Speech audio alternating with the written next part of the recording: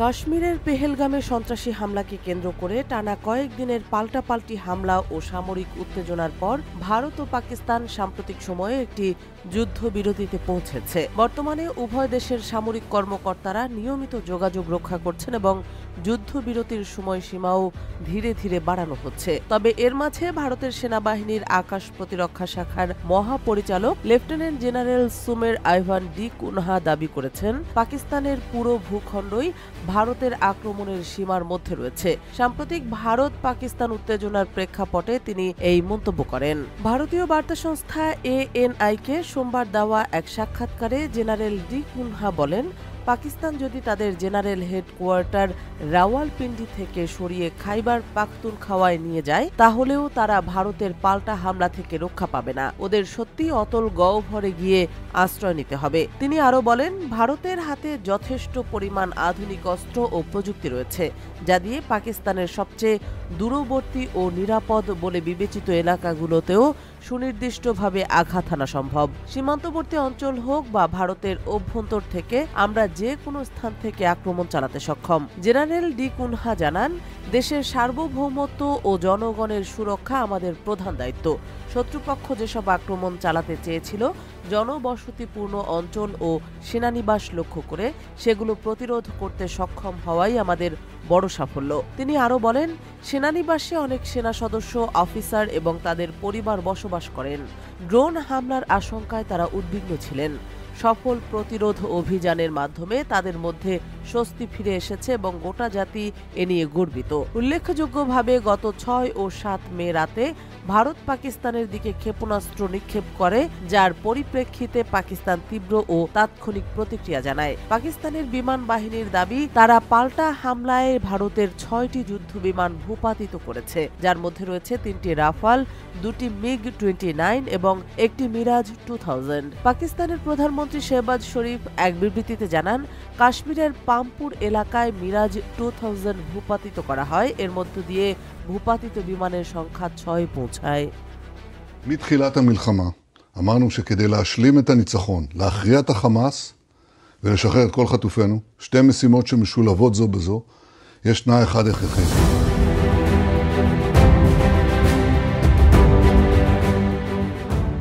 ইসরায়েলের প্রধানমন্ত্রী Benjamin Netanyahu ঘোষণা দিয়েছেন, গাজা উপত্যকায় হামাসের বিরুদ্ধে পুরোপুরি জয় অর্জন না করা পর্যন্ত অভিযান চলবে। একই সঙ্গে তিনি গাজার সব অংশ ইসরায়েলের নিয়ন্ত্রণে আনার প্রতিশ্রুতি দিয়েছেন। শুক্রবার ইসরায়েলি সেনাবাহিনী অপারেশন গিডিয়ন চেরিয়টস নামে একটি নতুন সামরিক অভিযান শুরুর ঘোষণা দিয়েছে। এই অভিযানের অংশ হিসেবে দক্ষিণ গাজার শহর খান ইউনিসের বাসিন্দাদের সোমবারের মধ্যে এলাকা ছেড়ে দেওয়ার নির্দেশ দেওয়া হয়েছে। সেনাবাহিনীর দাবি, তারা সেখানে নজিরবিহীন হামলার প্রস্তুতি নিচ্ছে। এক ভিডিও বার্তায় নেতানিয়াহু বলেন, তুমুল যুদ্ধ চলছে, গাজার প্রতিটি অংশ আমাদের নিয়ন্ত্রণে থাকবে। হামাসের হাতে থাকা 58 জন জিম্মিকে মুক্ত করতে হবে এবং হামাসকে ধ্বংস করে সম্পূর্ণ বিজয় অর্জন করতে হবে।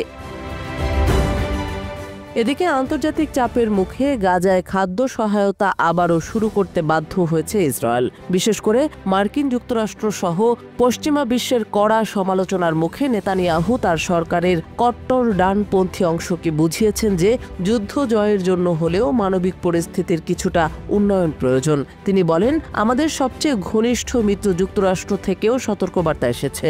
গাজায় দুর্ভিক্ষের ছবি ইসরায়েলের প্রতি সমর্থন ক্ষয় করছে। অন্যদিকে ইসরায়েলের সেনাবাহিনী জানিয়েছে, তারা গত 24 ঘন্টায় গাজা জুড়ে অন্তত 160টি লক্ষ্যবস্তুতে আঘাত হেনেছে। এই অভিযানে অন্তত 20 জন ফিলিস্তিনি নিহত হয়েছেন বলে জানিয়েছে গাজার চিকিৎসা সংস্থাগুলো। একই সঙ্গে গোপন অভিযান চালিয়ে হামাস নেতাদের টার্গেট করা হচ্ছে। গাজার দক্ষিণে এক অভিযানে ইতোমধ্যেই একজন হামাস নেতা নিহত হয়েছেন বলে দাবি করেছে ইসরায়েলি বাহিনী। প্রসঙ্গত 2023 সালের 7 অক্টোবর হামাস ইসরায়েলে আকস্মিক হামলা চালায়, যাতে প্রায় 1200 ইসরায়েলি নিহত হয় এবং 251 জন জিম্মি হয়। সেই হামলার প্রতিক্রিয়ায় গাজায় ব্যাপক সামরিক অভিযান শুরু করে ইসরায়েল। দীর্ঘমেয়াদী এই অভিযানে গাজার ব্যাপক ধ্বংসযজ্ঞ হয়েছে এবং জনসংখ্যার বড় অংশই বাস্তুচ্যুত হয়েছে।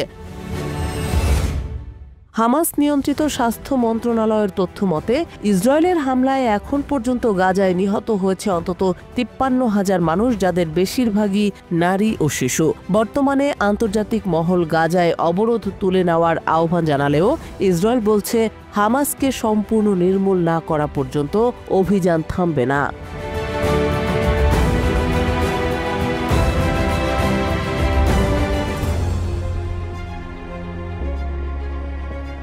কাশ্মীর হামলা ইস্যুতে পাকিস্তানের পক্ষে অবস্থান নেয় তুরস্কের প্রতি ক্ষোভে ফুঁসছে ভারত। এর জেরে দেশজুড়ে তুর্কি পণ্য বয়কটের ডাক উঠেছে। ছোট মুদি দোকান থেকে শুরু করে বড় বড় অনলাইন ফ্যাশন প্ল্যাটফর্ম, সবখানেই চলছে তুরস্ক বিরোধী বাণিজ্যিক প্রতিক্রিয়া।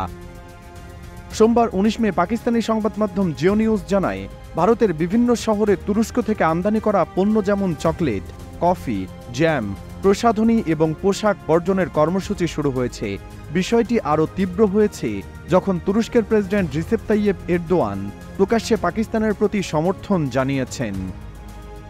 ভারতের all India consumer products distributor federation, যারা দেশজুড়ে প্রায় 13 মিলিয়ন মুদি দোকানে পণ্য সরবরাহ করে, ঘোষণা দিয়েছে তারা তুর্কি পণ্য অনির্দিষ্টকালের জন্য পুরোপুরি বয়কট করবে। এতে সবচেয়ে বেশি প্রভাব পড়ছে চকলেট, ওয়েফার, জ্যাম, বিস্কুট এবং স্কিন কেয়ার পণ্যে। এছাড়া ভারতীয় ই কমার্স জায়ান্ট ফ্লিপকার্ট ও রিলায়েন্সের মালিকানাধীন মিন্ত্রা ও এজিও তাদের ওয়েবসাইট থেকে তুর্কি পোশাক ব্র্যান্ড যেমন ট্রেন্ডিওল, এলসি এবং ওয়াইকিকি, মাভি ও কোটন এর পণ্য সরিয়ে ফেলেছে। অনেকে এসব ব্র্যান্ডের পণ্যকে স্টক নেই বলেও দেখাচ্ছে। এ পদক্ষেপকে জাতীয় স্বার্থ ও অনুভূতির প্রতি শ্রদ্ধা হিসাবে ব্যাখ্যা করা হচ্ছে।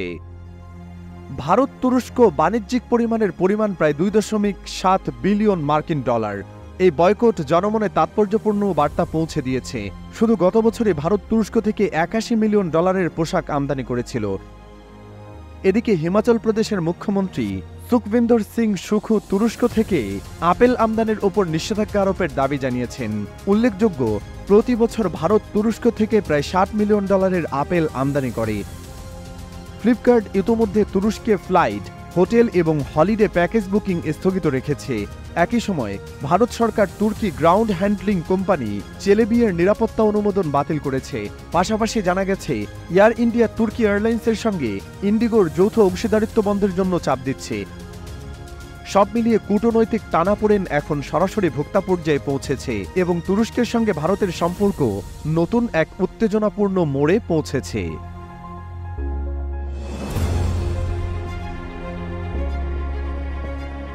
গত 7 মে কাশ্মীরের পেহেলগামে সশস্ত্র গোষ্ঠীর হামলার পর ভারত পাকিস্তানে ক্ষেপণাস্ত্র হামলা চালায়, যার ফলে দুই দেশের মধ্যে সংঘাত চরমে ওঠে। এই সময় ভারতীয় গণমাধ্যমে অনেক ভুল ও অতিরঞ্জিত খবর প্রকাশ পেতে থাকে। বলা হয়, ভারতের হামলায় পাকিস্তানের পারমাণবিক স্থাপনায় বিস্ফোরণ ঘটেছে, 2টি যুদ্ধবিমান ভূপাতিত হয়েছে এবং করাচি বন্দর ধ্বংস হয়েছে। এসব তথ্য ছিল অত্যন্ত নির্দিষ্ট, কিন্তু পরে কোনোটিরই সত্যতা পাওয়া যায়নি। সংঘাতের সময় ও পরবর্তী দিনে সামাজিক যোগাযোগ মাধ্যমে মিথ্যা তথ্য, ভুয়া ছবি, এআই দিয়ে তৈরি ভিডিও এবং বিকৃত বক্তব্য ভয়াবহভাবে ছড়িয়ে পড়ে। এসব বিভ্রান্তিকর কন্টেন্টের একটির বড় অংশ মূলধারার সংবাদ মাধ্যমেও জায়গা পায়। বিশ্লেষকরা বলছেন, সংবাদ দেওয়ার আগে প্রতিযোগিতা এবং উগ্র জাতীয়তাবাদের ঢেউয়ে অনেক গণমাধ্যমে যাচাই না করে খবর ছেপেছে। ভারতের কয়েকটি জনপ্রিয় টিভি চ্যানেল সরাসরি ভুয়া ও সাজানো খবর প্রচার করেছে। যেমন করাচি বন্দরে ভারতীয় নৌবাহিনীর হামলার খবর ব্যাপকভাবে ছড়িয়ে পড়ে। পরে দেখা যায় সোশ্যাল মিডিয়ায় ভাইরাল হওয়া ছবি ও ভিডিও আসলে গাজায় ইসরায়েলি হামলার দৃশ্য ছিল, করাচি নয়। এমন বিভ্রান্তিকর খবর একসময় এক্সে ট্রেন্ড করছিল। ভারতের সাংবাদিক রাজদীপ সারদেশাই নিজে একটি ভুল খবর প্রচার করায় দর্শকদের কাছে প্রকাশ্যে ক্ষমা চান। তিনি জানান, কিছু ভুয়া খবর পরিকল্পিতভাবে ছড়ানো হয়েছে যাতে জাতীয় স্বার্থের কথা বলে ডানপন্থী প্রোপাগান্ডা চালানো যায়। 24 ঘন্টার সংবাদ চ্যানেলগুলো এতে ফেঁসে গেছে। বিশেষজ্ঞরা বলছেন, 2019 সালে ভারত পাকিস্তান সংঘাতে ভুয়া তথ্য ছড়িয়েছিল, কিন্তু এবার পার্থক্য হলো মূলধারা আগে যাদের নির্ভরযোগ্য মনে করা হতো সেই গণমাধ্যমগুলোই মিথ্যা তথ্য ছড়িয়েছে। অল্ট নিউজ নামের ফ্যাক্ট চেকিং ও ওয়েবসাইট প্রমাণসহ দেখিয়েছে আজ তাক, নিউজ 18-এর মতো চ্যানেলগুলো কিভাবে ভুল তথ্য প্রচার করেছে। এই কাজ করতে গিয়ে অল্ট নিউজকেও হুমকি, হামলা ও হয়রানির মুখে পড়তে হয়েছে। রিপোর্টার্স উইদাউট বর্ডার্স জানায়, ভারতে টেলিভিশন এখনও সবচেয়ে বেশি শক্তিশালী তথ্যের উৎস। 20 কোটির বেশি পরিবার টিভি দেখে এবং 450টি বেসরকারি চ্যানেল শুধুই সংবাদ প্রচার করে। এই প্রেক্ষাপটে মিডিয়ার দায়িত্বহীনতা ও ভুয়া তথ্য প্রচার শুধু বিভ্রান্তই নয়, বরং একে ভয়াবহ সামাজিক রাজনৈতিক সমস্যায় রূপ দিয়েছে।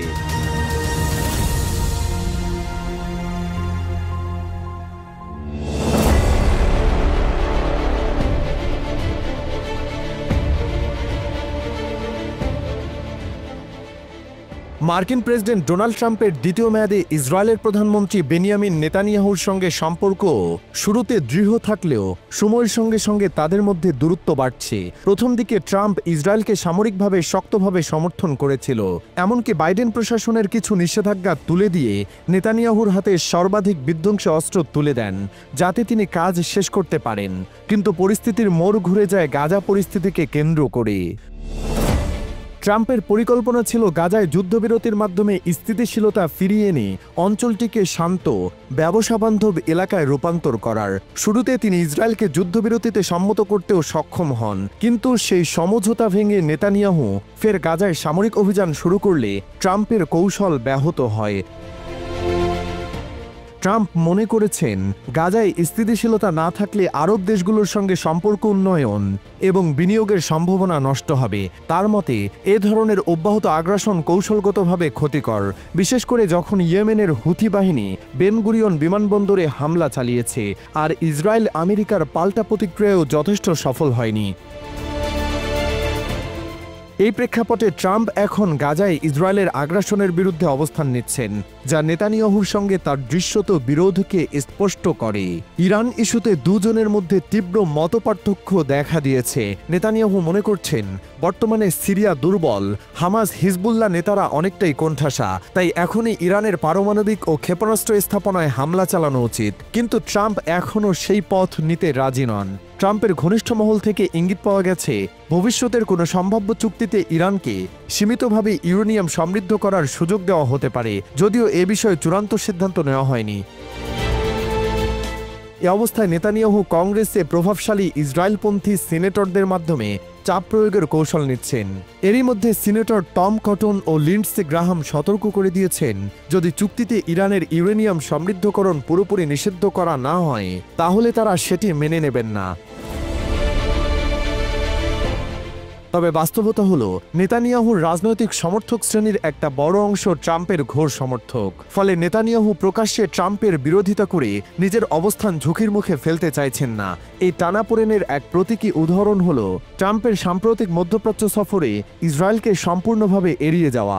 অনেক বিশ্লেষক বলছেন, এটি নেতানিয়াহুর প্রতি ট্রাম্পের ক্ষোভের একটি সুস্পষ্ট বার্তা।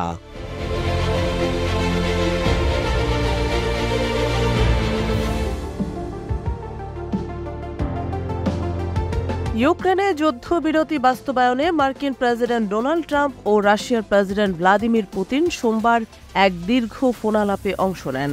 2 ঘণ্টারও বেশি সময় ধরে চলা এই আলোচনায় মূলত ইউক্রেনে যুদ্ধবিরতির সম্ভাবনা এবং কিছু দ্বিপাক্ষিক বিষয় উঠে আসে। আলোচনার পর রুশ প্রেসিডেন্ট পুতিন জানান, রাশিয়া ইউক্রেনের সঙ্গে একটি কার্যকর ও বাস্তবসম্মত যুদ্ধবিরতির বিষয়ে প্রস্তুত রয়েছে। রুশ রাষ্ট্রীয় বার্তা সংস্থা RIA নভোস্তিকে দেওয়া এক বিবৃতিতে পুতিন বলেন, রাশিয়া এমন একটি যুদ্ধবিরতি চায় যা শুধু লিখিত চুক্তি নয়, বাস্তবেও কার্যকর হবে এবং তা যেন সব পক্ষের কাছে গ্রহণযোগ্য হয়। পুতিন আরও বলেন, প্রেসিডেন্ট ট্রাম্প সমস্যা সমাধানে আন্তরিকভাবে চেষ্টা করেন এবং তার চেষ্টাগুলো সাধারণত ফলপ্রসূ হয়। তিনি ট্রাম্পের সঙ্গে আলোচনাকে গঠনমূলক ও প্রয়োজনীয় বলেও উল্লেখ করেন এবং তার প্রতি কৃতজ্ঞতা প্রকাশ করেন। পুতিনের সঙ্গে আলাপের পর ট্রাম্প ইউক্রেনের প্রেসিডেন্ট ভলোদিমির জেলেনস্কির সঙ্গেও কথা বলেন।